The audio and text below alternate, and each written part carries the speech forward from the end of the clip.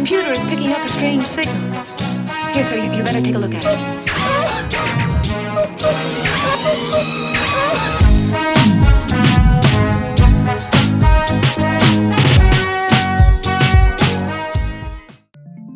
Hello and welcome to episode 108 of Life Through a Prism with your host Rob Tierney.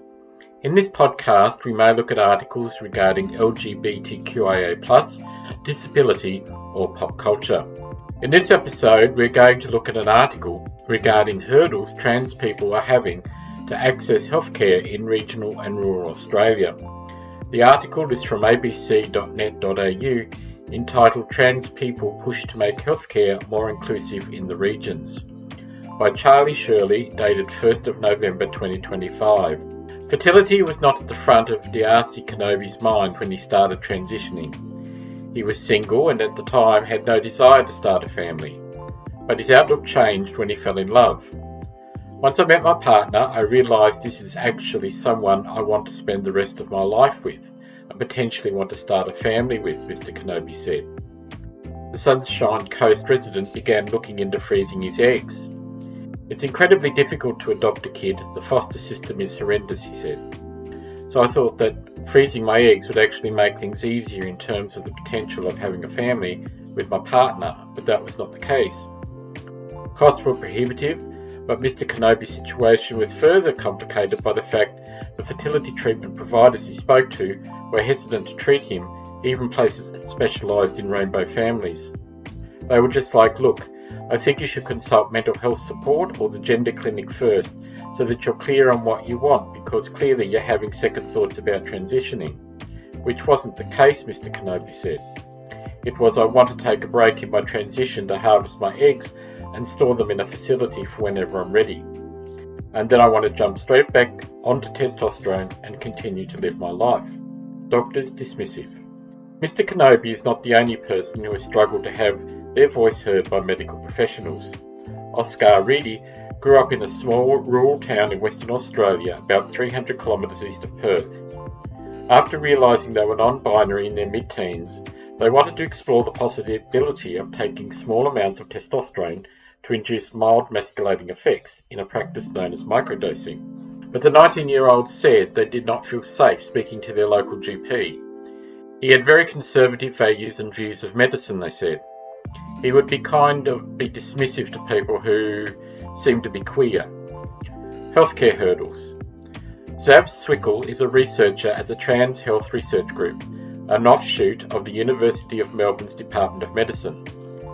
They said transgender people face numerous barriers to accessing healthcare, including discrimination. It can range from being misgendered to a complete denial of care, where a doctor is actually unwilling to treat the person, even for something really, really basic, because they are trans, Dr. Swickel said. A 2023 study Dr. Swickel authored found more than 50% of transgender Australians had negative experiences when attempting to access medical care. Dr. Swickel said it could be particularly challenging for trans people living in regional and rural areas. Even if there is a local doctor in their local town, that person might not know much about trans people. They might have been discriminatory against them in the past. So people are sharing these stories of having to travel 2, 3, up to even 6 hours to see a healthcare professional that they feel safe with. The Royal Australian College of General Practitioners, the RACGP, is the peak body representing GPs in Australia. RACGP Rural Chair and Associate Professor Michael Clements said providing gender-supportive care was a core part of training and that it was the responsibility of all doctors to make their patients feel supported. We have very clear legislation, very clear ethical, moral and legal guidelines in place that means that every trans patient and every other patient do get treated in a respectful way, he said. Breaking down barriers. Dr. Zwickel said medical professionals received very little training on transgender health and that more education was needed. There are people across the country that are doing a lot of advocacy to try to get more trans health into university curricula. So that's for doctors, but for also allied health professionals, they said.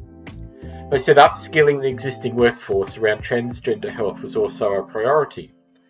Dr. Clements said patients wanting to start a conversation about gender-affirming care with their GPs should test their responses from their doctors. If it's not the response that gives you the support you need, consider either looking for some of those online health services or using the online support groups to find out where people have received good supportive care, he said. Life-changing support. Reflecting on his experience seeking fertility treatment, Mr. Kenobi said he thought the healthcare workers he spoke to did not fully understand his needs as a trans man. He supported calls for more education and wanted to see more LGBTQIA+ people employed in the healthcare sector. What are your thoughts on this topic? Would love to hear from you. Let's have a conversation. Till next time, take care and bye for now.